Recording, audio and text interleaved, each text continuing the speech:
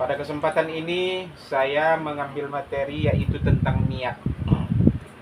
Niat adalah suatu bentuk pekerjaan tangan, mata atau hati? Hati, iyo. Nah, jadi niat itu pekerjaan hati. Apa itu niat? Keinginan atau tekad untuk melakukan sesuatu, baik itu perbuatan atau amal. Nah, jadi ada tekad hati, ada kesengajaan yang memang diniatkan, memang disengaja untuk melakukannya. Itulah pengertian niat tersebut. Apabila seseorang itu melakukan suatu perbuatan karena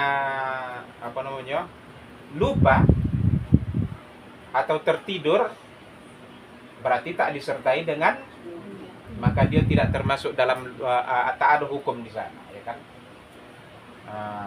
Orang tu si A sama si B sama-sama tidur, memimpi si A, memimpi bakal lai, batumbuk lah bakal tak tumbuk si B, bongkak. Bisakah si A tadi dihukum? Tak sengaja dia tidur. Perbuatan itu tidak disertai, maka tak bisa dihukum. Begitu juga seseorang yang dalam keadaan lupa. Maksud lupa di sini bukan berarti apa lupa dan pikun. Orang yang pikun, ya kan, udah tiba waktu juhur sembahyang dia tapi tak berwudu, namanya sudah pikun, ya kan. Begitu juga, ya kan. Kemudian orang yang hilang akal lewat awak dimakinya, bisakah kita hukum? Tak bisa. Jadi itu namanya sama dengan orang terkejut itu kan. Iya, orang terkejut. Orang melatah itu kan terkejut. Iya, latah. Gitu latah dia. Kalau dimaki nyawa, ya kan? Mana pula bisa dihukum dia? Ini memang kadang ada begitu kejahatan. Udah tahu kan tuh palatah diambilnya lah talam kok nang apa. Asik kan tuh bercerita nanti lemparkan latah. Apa tak malatah pula, ya kan? Sama dengan orang yang tadi itu tanpa ada niat. Tak sengaja, walaupun dia memaki-maki, maka tidak bisa dihukum perbuatan tersebut. Jadi itulah kita tengok dalam masalahnya. Kemudian ibu-ibu yang saya muliakan, dalam hadis disebutkan, ya kan, innamal a'malu binniyat. Sesungguhnya amal-amal itu disertakan dengan niat. Wa innama likulli imri'in ma nawa, dan sesungguhnya seseorang itu hanya akan memperoleh apa yang diniatkannya. Kalau datang wirid misalnya dia dengan niat untuk baca Quran, maka pahala lah dapatnya. Itu dia, ya kan. Kalau selain itu, maka tak adalah yang didapatkan, ya kan. Kemudian lanjut hadis ini bercerita tentang seseorang yang dia tuh ikut hijrah bersama Rasul. Ada salah satu di antaranya itu niatnya salah. Jadi para sahabat-sahabat itu kalau hijrah ingin mendapatkan keutamaan hijrah bersama Rasul dan ingin mendapatkan keridhaan Allah. Rupanya dia tidak. Hijrah ke Madinah itu tahu dia di sana ada nama seorang perempuan Ummul Qais. Dia niatnya untuk menjumpainya tuh begitu. Maka kata Rasul, "Faman kanat hijratuhu ilallahi war rasul, fa hijratuhu ilallahi war rasul." Siapa yang berhijrah ini tujuannya untuk mendapat keridhaan Allah dan Rasul, maka dia akan memperoleh keridhaan. Wa man kanat hijratuhu lidunya yusibuha.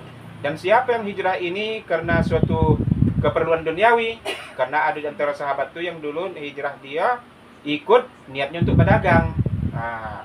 Awi mura'atin, atau niat dia itu untuk menjumpai seorang perempuan, kata Rasul. Yang kihoha, maka dia akan menikahinya tuh. Itulah dapatnya. Fahijratuhu ila ma hajara ilaih. Maka hijrahnya itu adalah sesuai dengan tujuan hijrahnya. Apa yang diniatkan, apa yang ditujukan, itulah yang didapatkan. Ini salah satu dalil tentang niat tersebut. Lalu apa manfaatnya niat ini? Inilah yang perlu kita lihat pada kesempatan ini. Ada 5 hal tentang manfaat dari niat itu. Yang pertama, niat adalah pembeda antara ibadah dengan adat. Oh, bukan. Niat adalah pembeda ibadah-ibadah. Seseorang melaksanakan sholat zuhur dan sholat asar ditentukan niatnya. Ya kan? Sholat isya begitu juga niatnya, sama-sama 4 rakaatnya memang. Jadi pertama pembeda antara ibadah-ibadah yang dilakukan. Ya kan?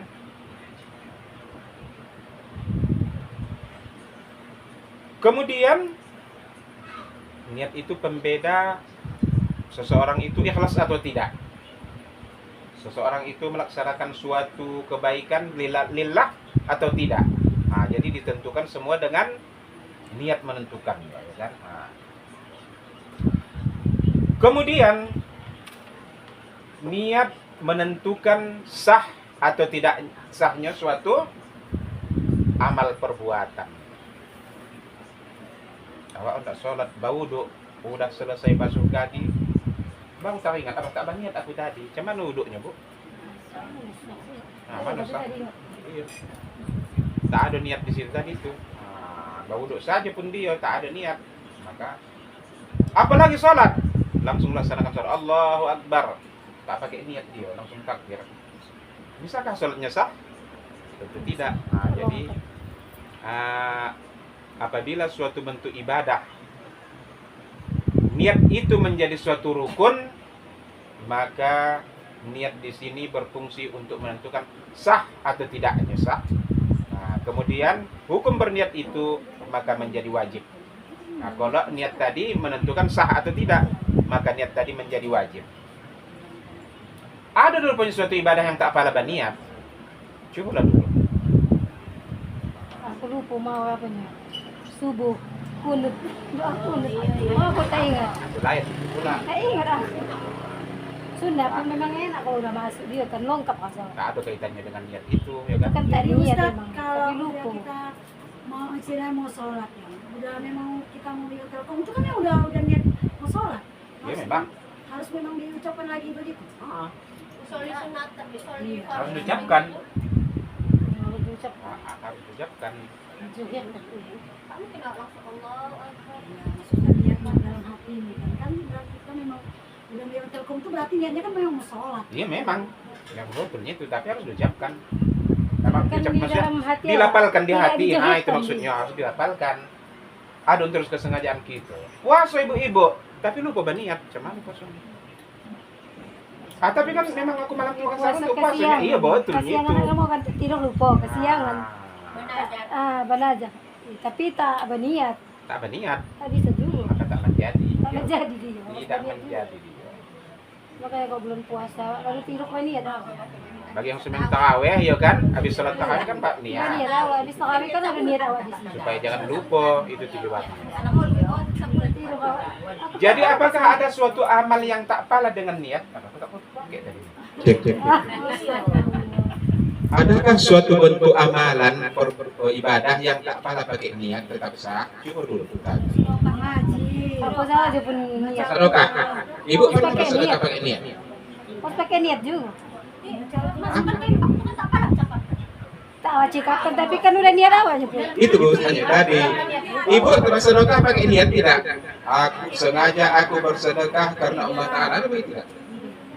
Tidak. Aku itu nanti awal.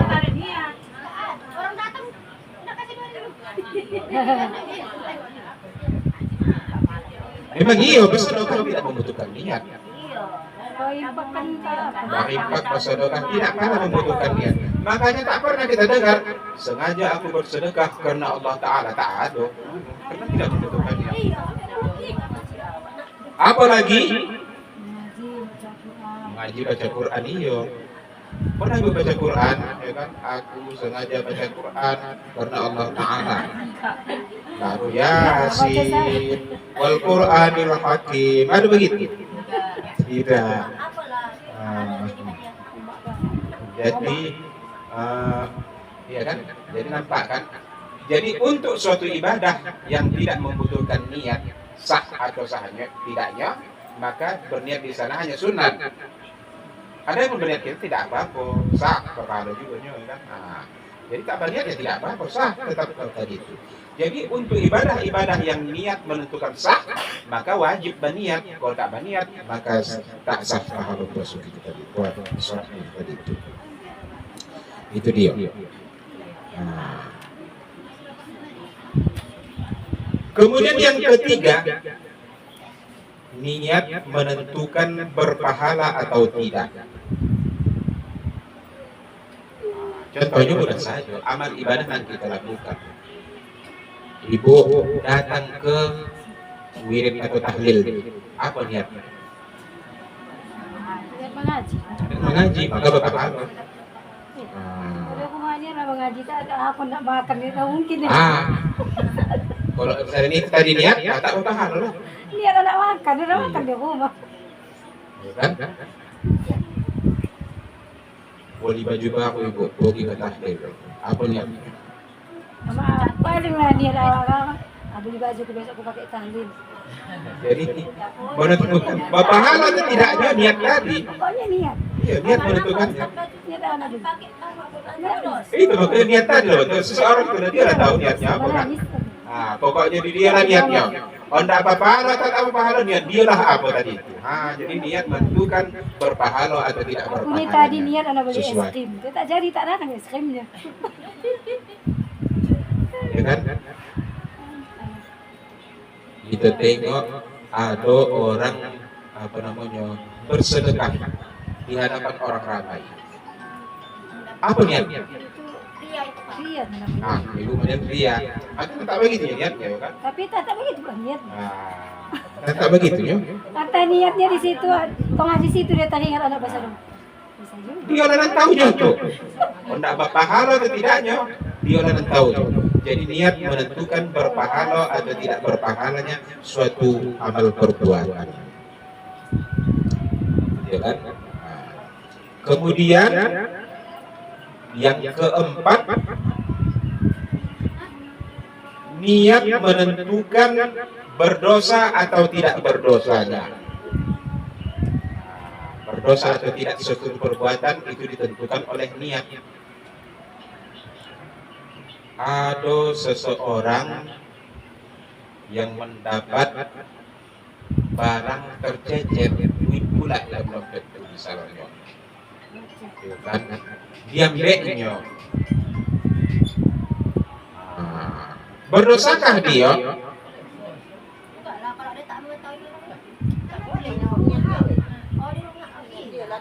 Bisa diambil, masukkan ke masjid. Apa niat dia? Itu juga kan menentukan apa niat dia.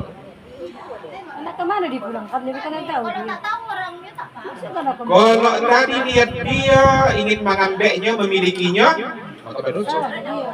Berdosa. Dia ambil, masukkan ke masjid. Tahu tak punya siapa dia? Tak tahu anda punya siapa. Macam mana kalau seandainya tak tahu kita siapa pemiliknya? Ya kan? Tak tahu pula. Aku lah misalnya tak tahu pula kau diam saja. Kalau macam sekarang bisa kita buat di dalam Facebook atau apa, ditemukan sebuah dompet. Jangan bilang isinya. Gambar foto dia, ini dompetnya. Macam aku tak tahu pakai HP, cuma pula cari tahu. Kita tolonglah kepada orang yang biasa main Facebook. Itu salah satu manfaat Facebook itulah dia salah satunya. Karena foto dia masukkan ke Facebook, ditemukan sebuah dompet berisi uang. Jangan sebutkan berapa. Bagi siapa yang merasa bisa menghubungi atau mendatangi kami, alamat di sini. Jadi kalau ke pajak awak Pak kan? Iya. Di belanja di pajak. Duit begitu di dalam bungkusan asal Pak. Nah banyakan lah Pak. Tapi, wih, siapa ini negak yang jatuh nih? Ada kawan mengambil macam mana Pak? Entah tak duit dia nyok. Itu dah tadi aku lihat dia. Pajak itu pun nak kita sifat kan nak belanja pajak. Dalam apa lah bayar? Berisi bungkusan plastik asal banyaklah. Orang kata masuk banyak itu boleh juga. Jadi dia kan yang lain mengambil. kalau memang tadi niat dia mengambil tadi itu ingin memiliki, maka berdosa tadi itu haram ya kan? Haram. Kecuali tadi pula kalau niat dia tadi ingin di Facebookkannya untuk menyelamatkan tadi, maka dia tidak berdosa bahkan berpahala ya kan?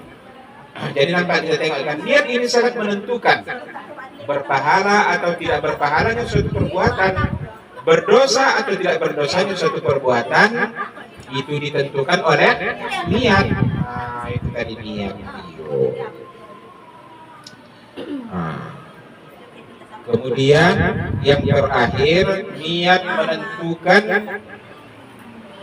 batal atau tidaknya suatu perbuatan. Ya kan? Batal atau tidaknya suatu perbuatan. Jadi ibu-ibu yang saya muliakan, ada orang yang sholat,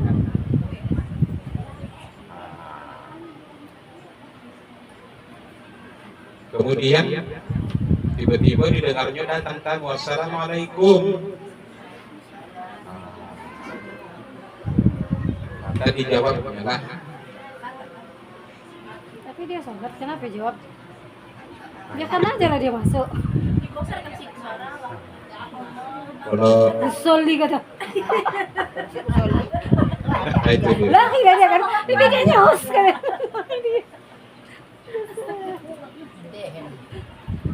Atau misalnya begini, Enggak salah. dia membaca suatu ayat karena didengarnya ada orang berkata berkaitan dengan ayat tadi itu, dikuatkannya bacaan ayatnya. Nah, jadi kalau dia niatnya tadi untuk menjawab pembicaraan orang, maka sholatnya batal lah. Nah, tapi kalau sekedar hanya untuk membaca saja dia, bukan karena untuk menjawab, maka sholatnya tetap sah. Jadi ibu-ibu yang saya muliakan, inilah kita tengok fungsi niat dalam suatu perbuatan atau suatu ibadah. Nah, jadi begitu pentingnya kita tengok niat itu menentukan segala-galanya.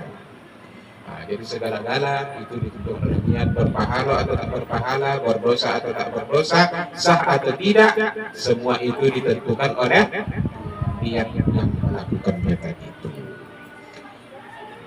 Sholat begitu juga. Sholat yang kita lakukan bisa berpahala atau bisa juga berdosa. Nah, kalau sholat niatnya ingin melaksanakan kewajiban, berpahala. Nah, tetapi kalau sholatnya yang dilaksanakan itu untuk riya, maka berdosa. Nah, jadi segala bentuk amal-amal yang wajib, yang sunnah, yang kita lakukan itu berpahala atau berdosa ditentukan oleh niat orang yang mengerjakannya tadi.